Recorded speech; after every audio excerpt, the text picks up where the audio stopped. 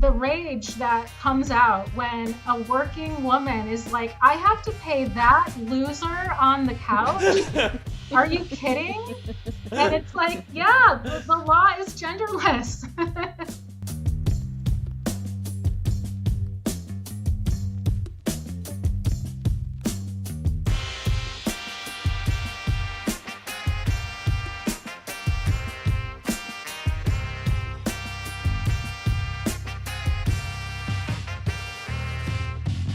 Alex, I think this is one you probably always wanted to do.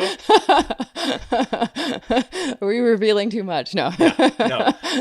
Because we decided so we got some feedback from some friends and people who would listen to the show, and I think we were probably scrolling through Facebook stuff, and one topic that we thought would be like super interesting just to discuss is to talk to someone who's like a family law or divorce attorney and say like what actually happens with dentists when they have to get divorced.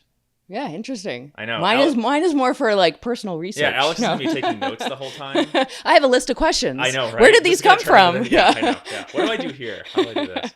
Maybe. So we ended up getting connected with Sarah here, Sarah Engelbert, and she is a family practice attorney. I don't know. Is that the right way to say it? We say general practicing dentist, right? But you practice family law, right? In California. And so we figured we could bring her on and literally just kind of, for me, just like rapid fire ask her all these questions that have just been sitting in my head for the last like week and I haven't been able to sleep at all because I'm just like thinking about these things. That's great. Yeah, not personally. So thanks for coming on, Sarah. Yeah, thanks for having me. I figured I'll just start asking you the questions, right? And we can just get into it. And my only ask of you, what? I know, right? Is just because from our other attorney friends, you know what I've learned over the years, like an attorney's like favorite phrase to say is when you ask them a question, What? It depends. Oh. Every time. I feel like every attorney, it's like, can I do this? Because it does, it depends, right? And it's like, I feel like you guys have to live in the gray a little bit, right? Like even though it's practicing law. So no, I'm joking. If you have to say it depends, that's fine. But that's just, in my head, that's always like the funny thing that I feel I'll like try I do not with to. attorneys. Yeah, right. Okay, so my first question on it was like, I feel like in Alex and my situation, right, we met in dental school. I feel like a lot of dentists are married to other dentists, right? There's a good portion of it, right? I mean, you're in school for 4 years together. We've had several friends that are now married in couples that quite a met in bit. dental Yeah. school.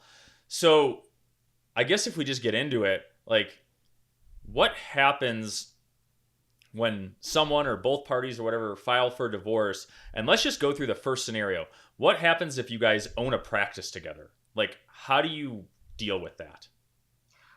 Well, I'm not going to start off by saying it depends, but I will clarify that I practice in California. So California is a community property state. There are 9 states that are community property states. In 3 additional states, you can elect community property, but then the rest of the United States is equitable distribution. The difference is that, the difference as far as I know, because I don't practice in the equitable distribution states, which is the majority, that means, generally 50-50, but the court is going to take into account a lot of other factors and maybe fault. Depending on the state. California is no fault. It's pretty cut and dry. Date of marriage to date of separation is what gets divided, with some exceptions. So what does community, what does that piece mean? Because I don't understand that piece. Sure. So the community is the time period between date of marriage to date of separation. So that is the joint entity or estate essentially that's formed during a marriage. So there's a lot of, you always hear about, they're going to take me for everything. Well, in a community property state, the community is what is up for division. And that's date of marriage to date of separation. So assets and debts you acquire prior to date of marriage and after date of separation are presumptively separate. So the easiest example is you get married to someone, they already have a 401k from a different job or retirement plan.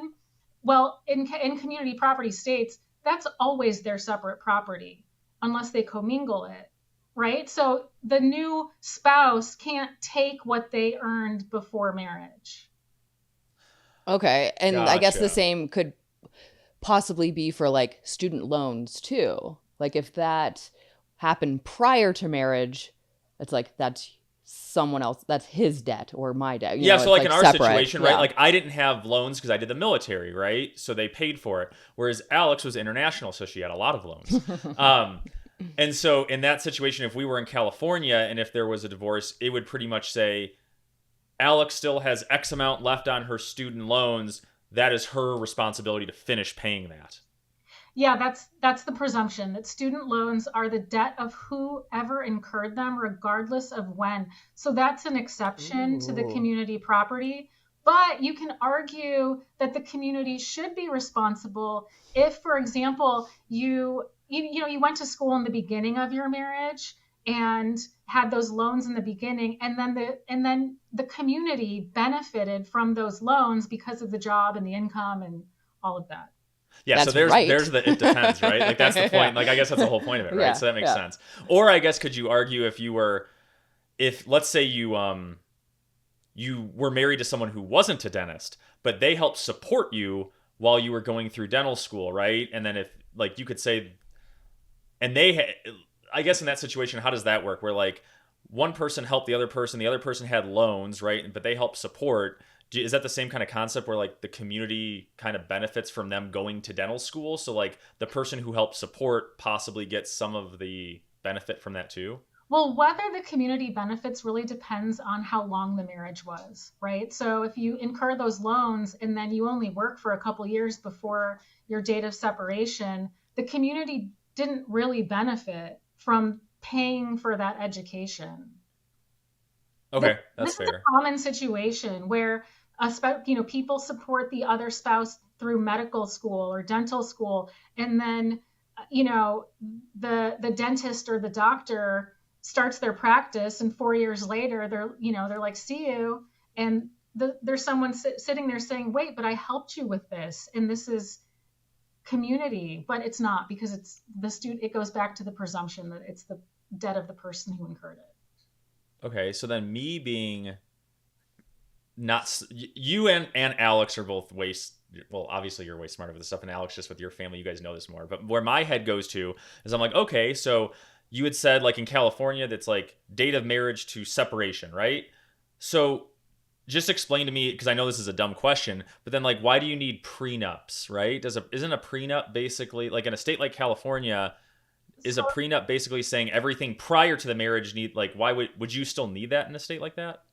a lot of people still get prenups in California because they want to keep what's separate separate. That's primarily the reason anyone would get a prenup, is to say this business that I had beforehand is separate no matter what happens.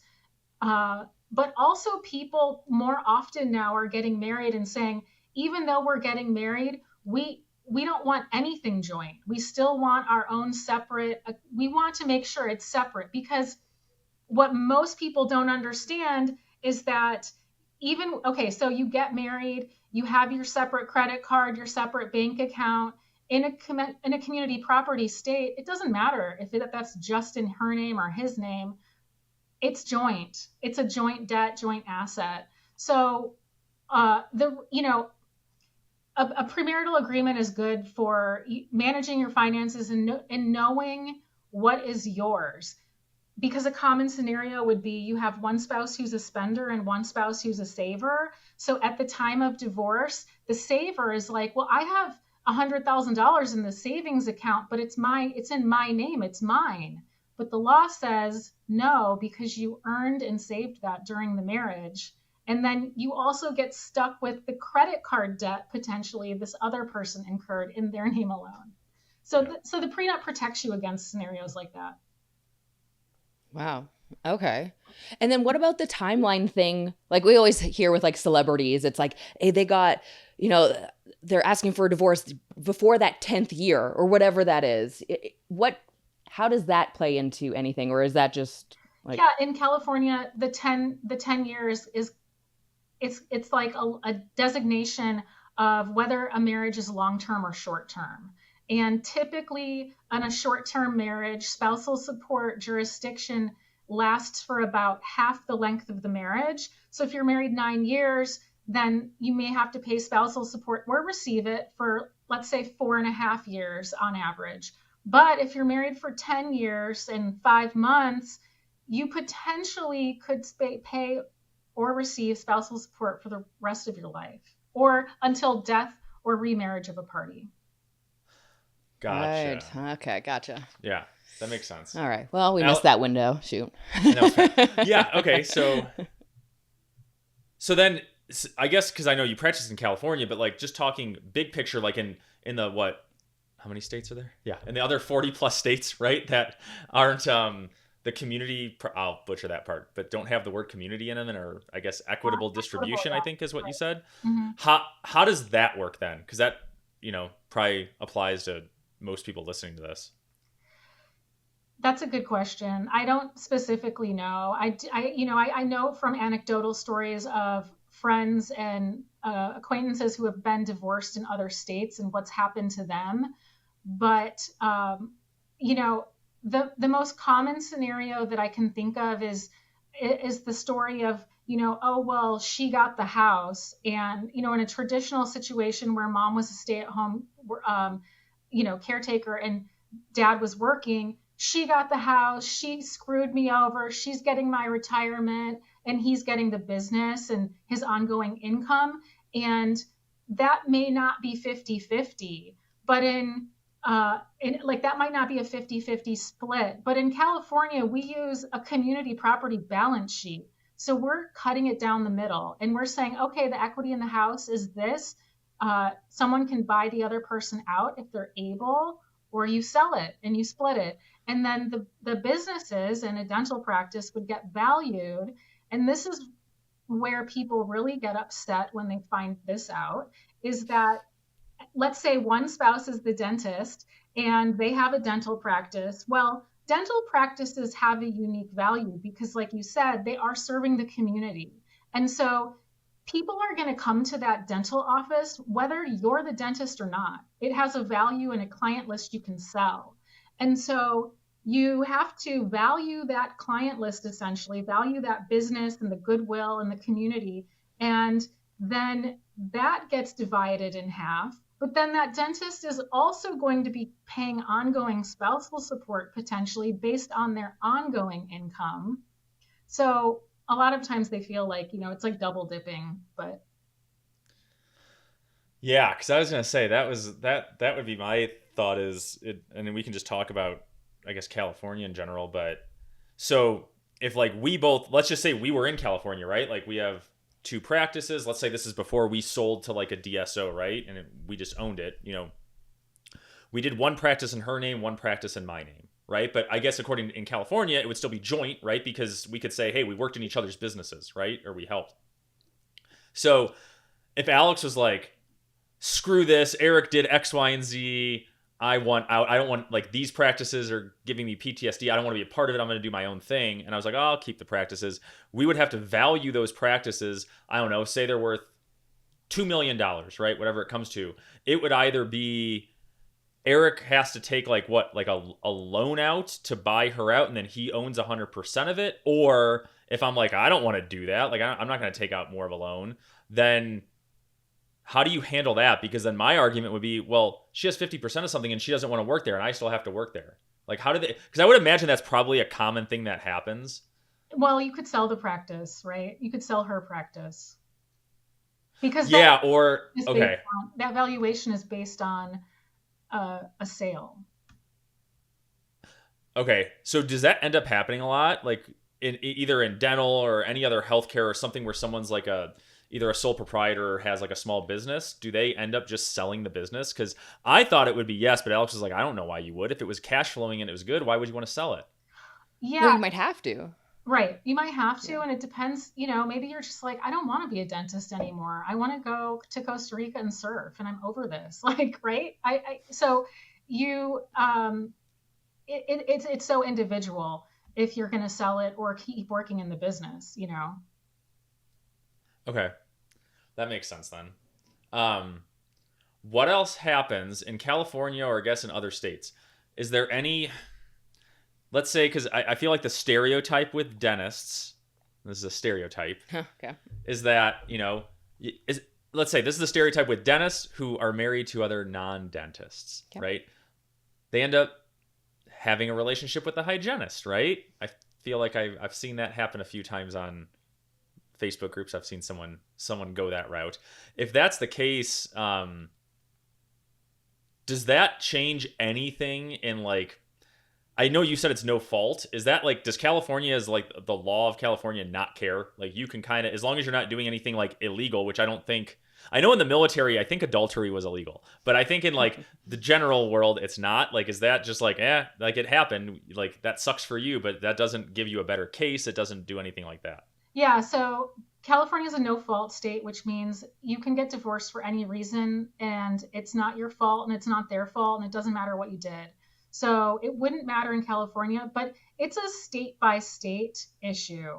Different states have different laws on the books still about adultery and that sort of thing. But in California, it doesn't matter. It doesn't change the division of assets.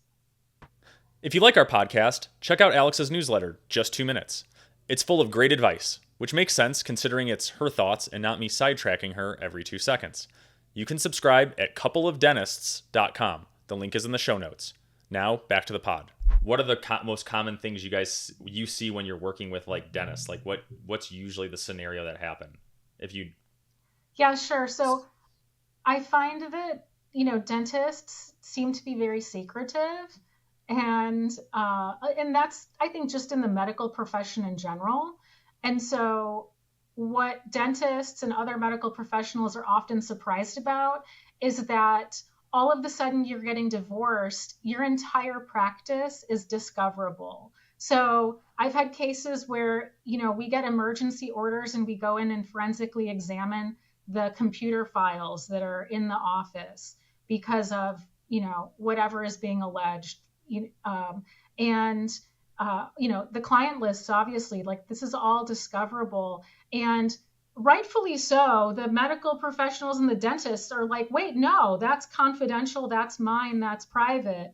But the problem is when you involve the state, you're opening that up to discovery. So I mean, do you ever find stuff where like, because I would think if, I don't know, you're a small business owner, right? There's probably some dentists out there that like to play loose with insurance rules or what, things that they probably, like you said, don't want discovered, even if it's not patient information, but like, hey, I was doing things, maybe it was, like I was paying this guy as a 1099, but he probably should have been a W-2, right? Like, even if there's stuff like that, like, I would think, does that happen a lot where that's the kickback is because you've got someone who probably doesn't want information to come out? And I guess the follow-up is, if that information came out, let's say there was a scenario where someone was committing insurance fraud, right? And they were like, oh crap, like if they're going to find this, can that be used against them or not? Well, it wouldn't be used against them in like just that like basic scenario, but the spouse who's not in the dental practice would say, hey, I wasn't the one committing the fraud. I wasn't the one potentially raising tax issues. I want, immunity from that. And, the insurance fraud issues are rampant in the highly contested divorces that I work in. So, I think it's a personality type. But I mean, if you guys discovered that, right? Like if the point was, if you guys came in and said, hey, we need to figure out what this practice is worth, so we can split it, and both parties are like, yeah, okay, cool, that's good, right? And then you guys get, when I say you guys, whoever it is, right? Whoever goes in, looks at stuff, and they're like, we found some stuff here that's not good. Are you guys required to like disclose that to like the state or insurance companies or whatever? No, so that doesn't automatically get discovered. Right, yeah, so we are not only are we not required to disclose it, we're not allowed to disclose it to those entities. It's attorney-client privilege, right? Especially if you're representing the person who's committing the fraud.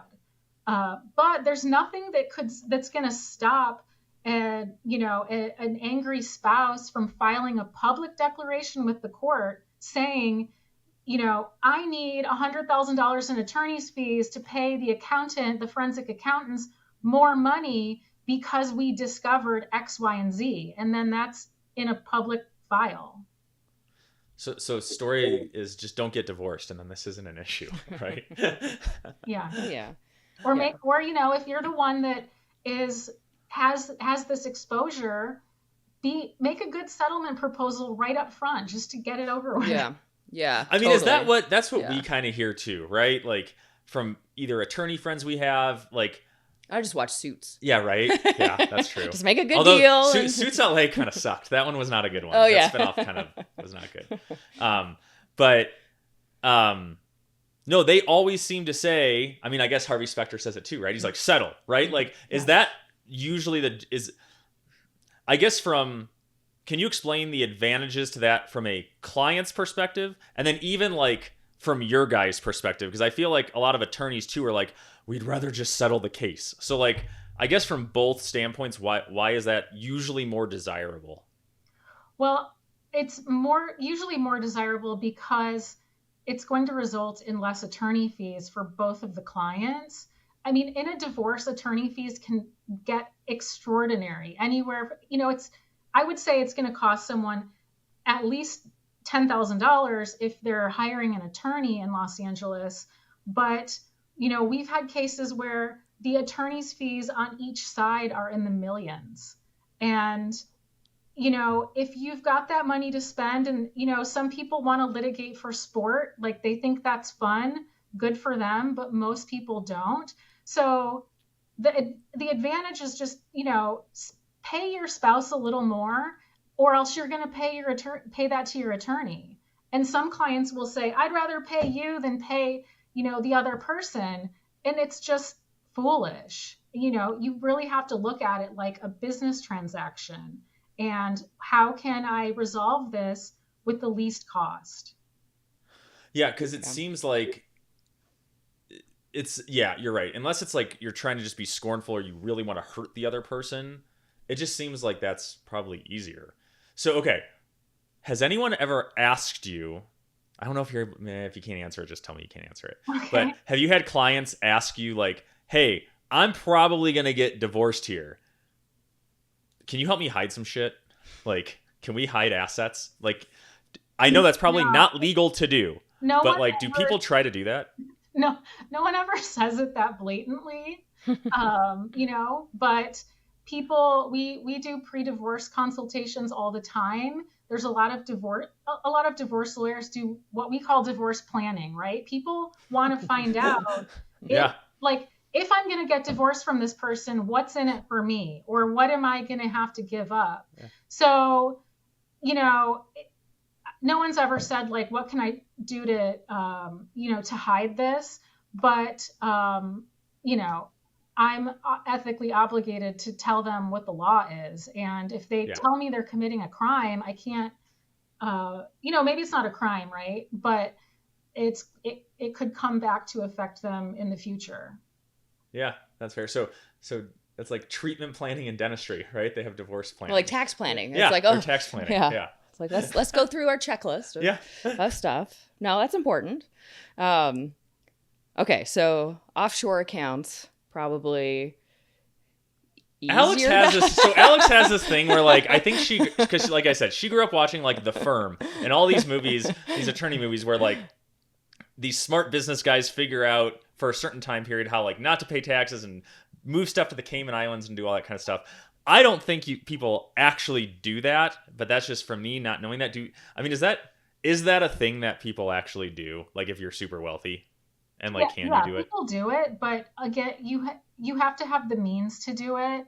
And there's paper trails for everything now. And even when people are dealing in cash, you can reverse engineer that paper trail. Like, if dentists, a common thing is that I've seen is medical professionals getting paid in cash, and so maybe they're not claiming that, right? And depending on how much of their business is cash, when they're going through the divorce, they're like, I only make $10,000 a month. Like, I can't possibly pay this.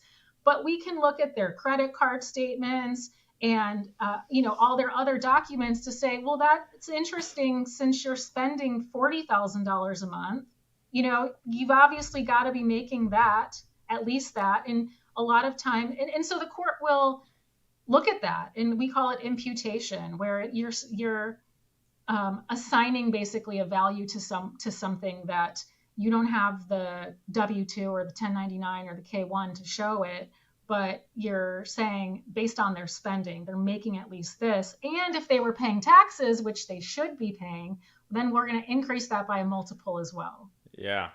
So, I mean, but you guys would even, what? I said, just don't put it on your credit card. Wouldn't you just pay it in cash then? Well, I mean, okay, but you could also probably run reports too, though. Like, you guys probably go into like the patient management systems, right? The PMS systems, and could say you could say, or I could tell Alex, I only make $10,000 a year, which now is probably like less than that with how little I'm working at the office. But like when I was actually working more, right?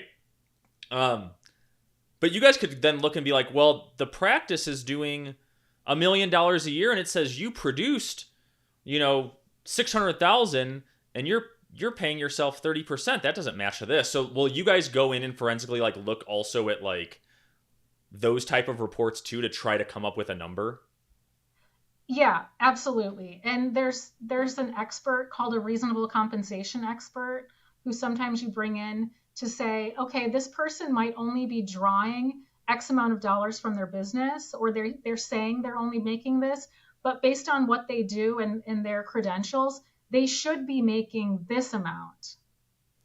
Can you go back in time and go like, well, you had the potential to make more money, and you were during this year and this year, but like this year you sucked. I know where Alex is getting at. You brought it up. You're like, yeah. So like, obviously, like in our scenario, right? Like we each had practices, right? They were doing well. Before our second kid, we were both working there pretty much full time, right? And we're the main providers. But then after our second kid, then Alex stopped working clinically there. I was still working there. We had associates. We brought them on. They started doing a lot more. I kind of stepped down. So like our dentist production income between the two of us dropped, went to zero for Alex and dropped for me too, right? And we kind of stepped into more of like the business owner and kind of took in more of like our pay was more from like the profits of the practice, right? But yeah, how does that work in that scenario? Like how would that work in that scenario if it was like us, right? And like she hasn't worked for a few years. Like, could I argue and say, well, you still have credentials. You could be a dentist. Like, you're capable of working this much. You're choosing not to. And whether, I agreed to it or not, like in the future, if we're not together, you're going to have to work. Or could she say, well, no, I don't ever want to work again, and you have to keep on paying for me? Yeah, so you could absolutely say you are qualified to do this, and you hire a vocational evaluator who interviews Alex and gets her background and then looks at jobs that are available that she could do. And we do this quite often, especially for people who have been staying at home for a few years to take care of the children, who are just like, well, I could never make any money, but they're like 40 years old. That's a long life that they could still work. And even in their 50s, like there's still something out there they could do. And the whole point of it all is to reduce the amount of support that the support payer has to pay. Now, is it always in California? Like, again, probably stereotyping does it end up always, I'm trying to think of how to word this, gearing towards like the female that gets the support from the male? I know that's more like stereotypical gender roles in that, right? And if some of that's changing, that's fine. But is that still how the court tends to go? Is like the male ends up? In California, the court is supposed to be genderless, but for the most part, they are. They just look at what is the income. There's really no concern about, is it the male paying the female or female paying male, or domestic partnership is a registered entity in California that we also dissolve as a divorce, and it's basically the same divorce laws. And so it doesn't really matter. But what's interesting is that there definitely is a trend towards women are the earners and men are staying home and taking care of the children. And I think just historically, men have always expected if they're the earner, they have to pay. But the rage that comes out when a working woman is like, I have to pay that loser on the couch. Are you kidding? And it's like, yeah, the law is genderless. Yeah. I mean, that already stinks because I think a lot of us like, and it's just how we've been as a society, right? Between like male and female, it's like men have always tended to be the earners for a really long time, right? And so I could see how women more naturally probably want to find a partner or a spouse that is either on their same level or that could be above them from that, because that's just how we've been forever. So yeah, if you were a woman that were already like, you're making me work and doing this, and I get you're watching the kids, and then now I have to pay you too. Oh yeah, you'd probably feel great about that one, Alex. Yeah, no, thank you. Well, and like a really common scenario that I see quite often is, you have a working woman who's just been focusing on her career and has a great job, and then she's 38, 39 and wants to have a child. And for whatever reason, she has a child with someone who doesn't work. And then, after 2 years, that doesn't work out. Like, because even though he's the stay-at-home dad, she's still coming home because she's this type A personality and doing everything at home and getting upset. And then, can't even fathom having to pay that, person.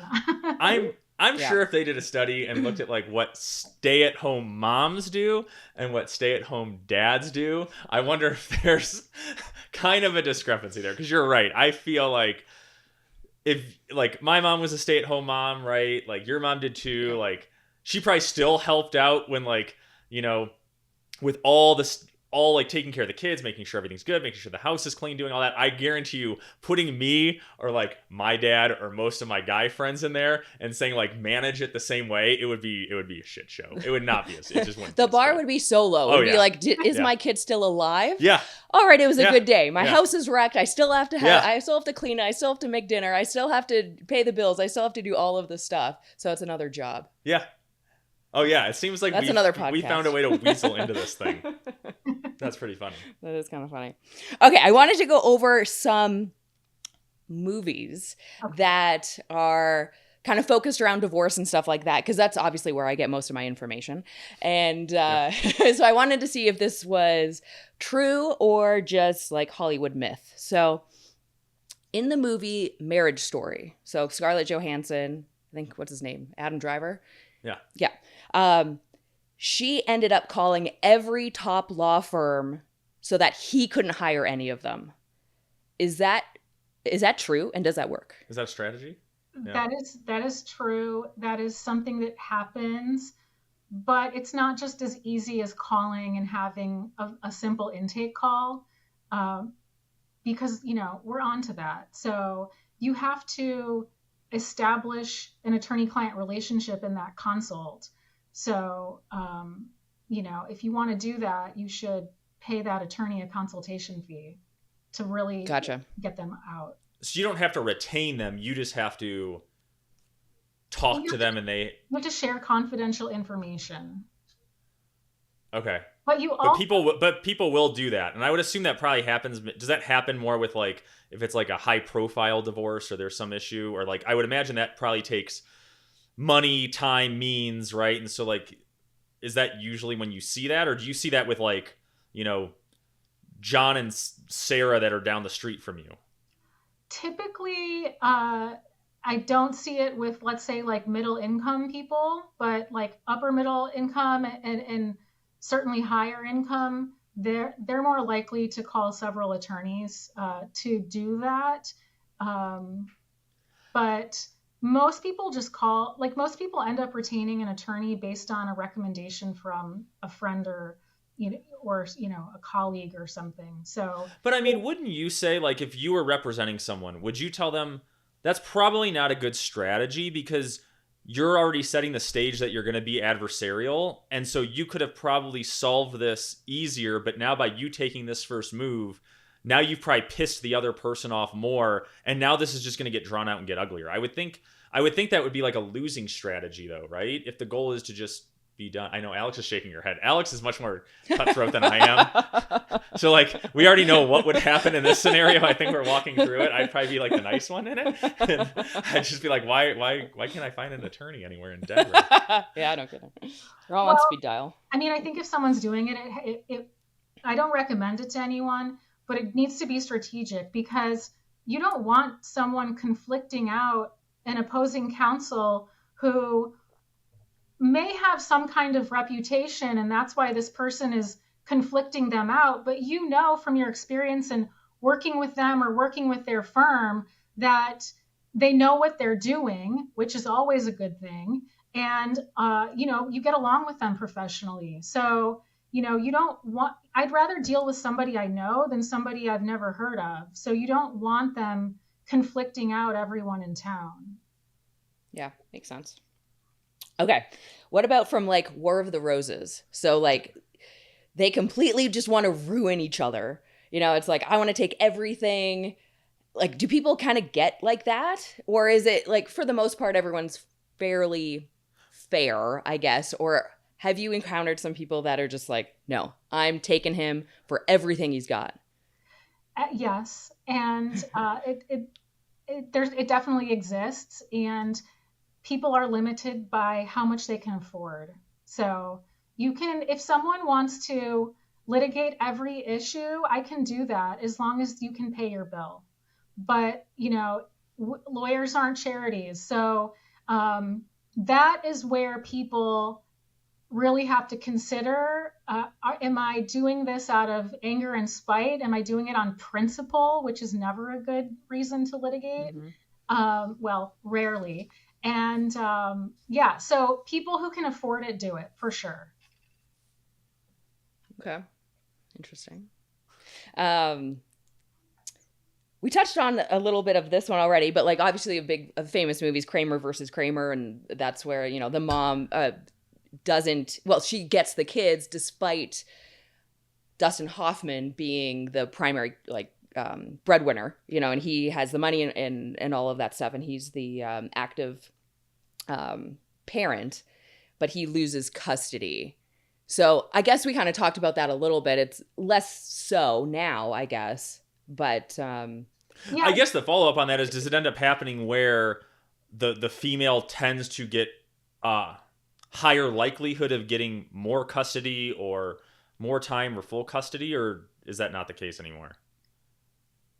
I think it's the case in a lot of places, that there's still just this inherent bias that kids should be with their moms, especially when they're young. There's something called the tender years doctrine, and it is specifically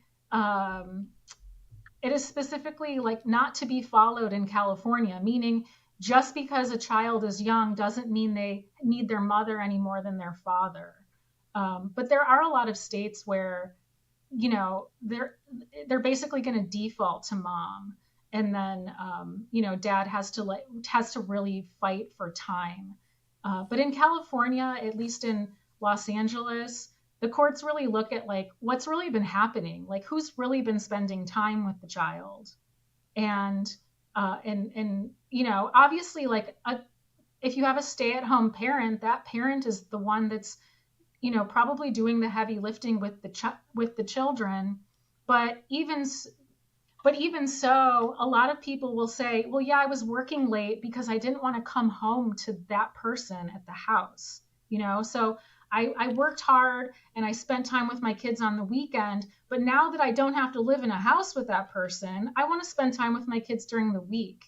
And that is a successful argument when you have people who really want to follow through on it. Then what happens then with it probably happens more with medical professionals, dental professionals.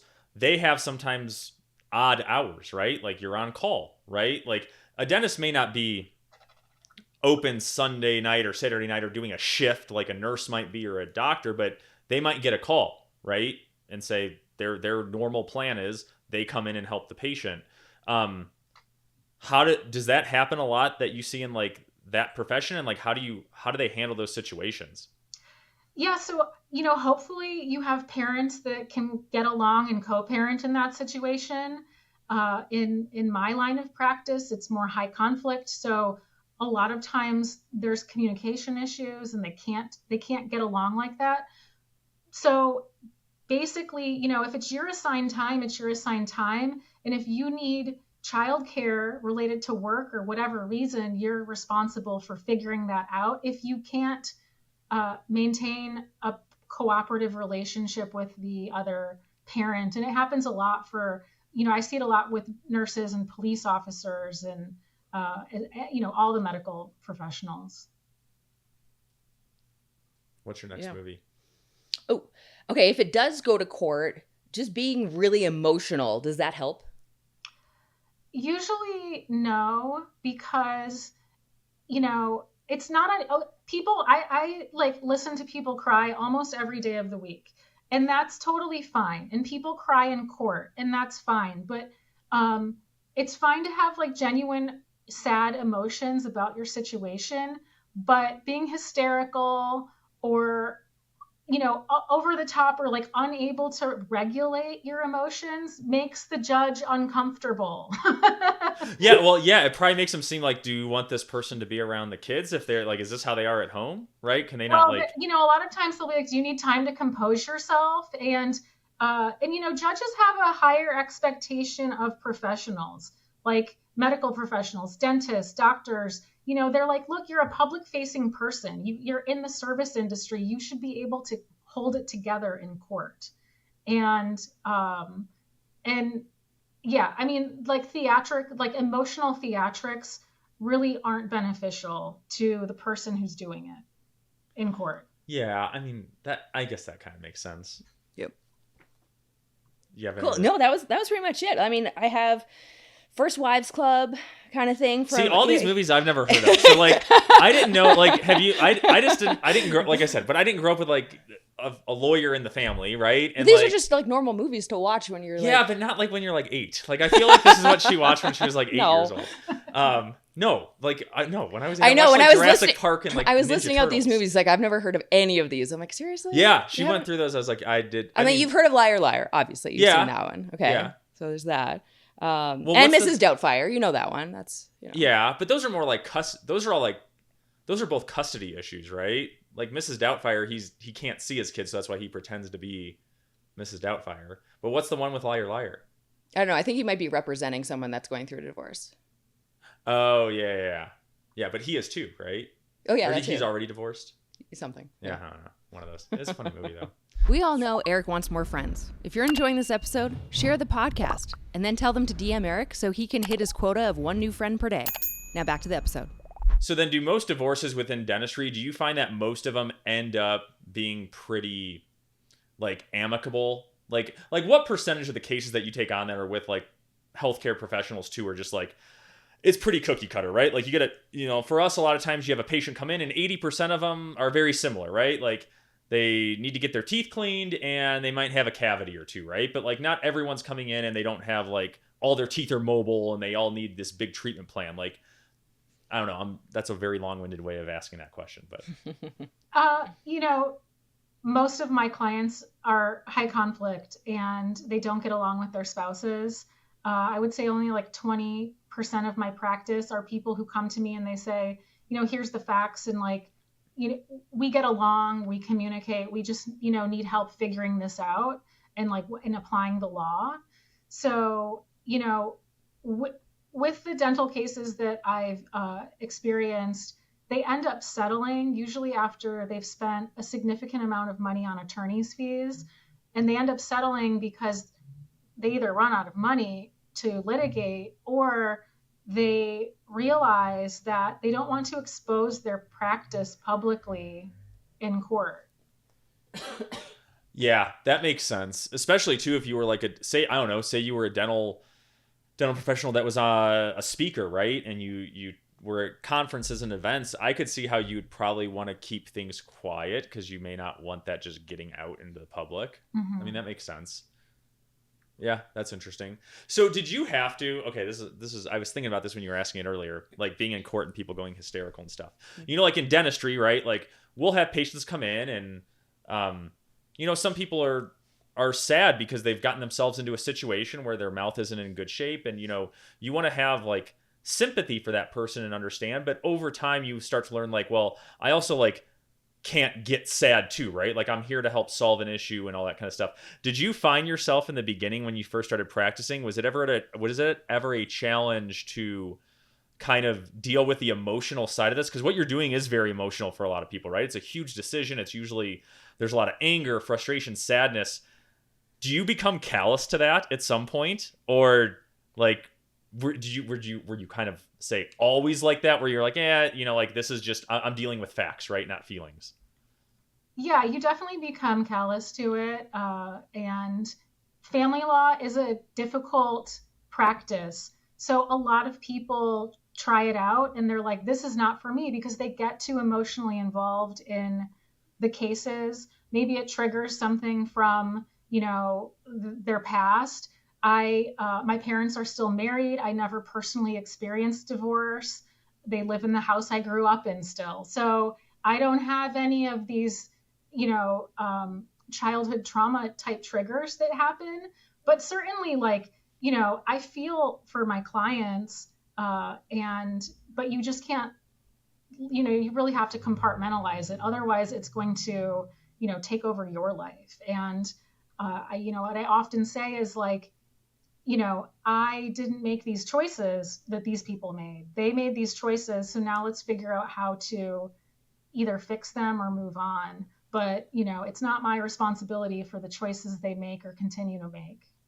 Does divorce too? Because now, oh great, now my head's spinning. It's like, but now my next question is, if you know the statistics on this, do high income earners, right, say dentists, doctors, all that, do they get divorced at higher rates than say like middle class or different, people with different socioeconomic statuses? That's interesting. I don't know the statistics on that. No. But I immediately think that the advantage to being middle or lower class is that there's not much to fight over. So it's probably easier. And, besides custody issues, but it's a lot easier to divide nothing than to unravel a practice. Yeah, it probably is messier. So then, you always wonder, like, yeah, I don't probably. know. I mean, I think when they looked at like the top 10, like highest income, powerful men, I guess, like Elon and Steve Jobs and all those guys, it like out of the top 10, like 6 are divorced or multiple times or something like that. So I would think probably. I mean, but at that point, they just have so much money, right? Yeah. Like, doesn't Elon Musk have like 14 kids? I don't think, and it's with different, I don't think at that point, money's not a thing anymore. So I don't think it really matters. Yeah. But I feel like a lot of those people have, but that could just be personality type, right? Like Sarah was kind of saying, like some of those people are so type A that like, I would imagine that personality type, it's probably, maybe it is more challenging for them, right? Because they're just like, they are going down a path, and if anyone tries to veer them off of that, like, sorry, their main thing is that path. I don't know. That's my probably, yeah. Taking one psych class in college. That's my that's your assessment. Yeah, that's my assessment on that thing. Well, cool. Yeah. I appreciate you coming on. I think this was super fun just to kind of talk through all this stuff. It's I don't know. Hopefully other people are also interested by this who are also maybe thinking no. But no, I think it's cool. I think a lot of that stuff is really interesting on like what actually happens if this happens. I think a lot of us like, speculated, or like you said, you watch movies or you hear like the Hollywood version of it, but it's good to kind of get like kind of the answers from someone who deals with it. So thanks for coming on. I really appreciate it. Yeah, thanks a lot. Thanks for having me.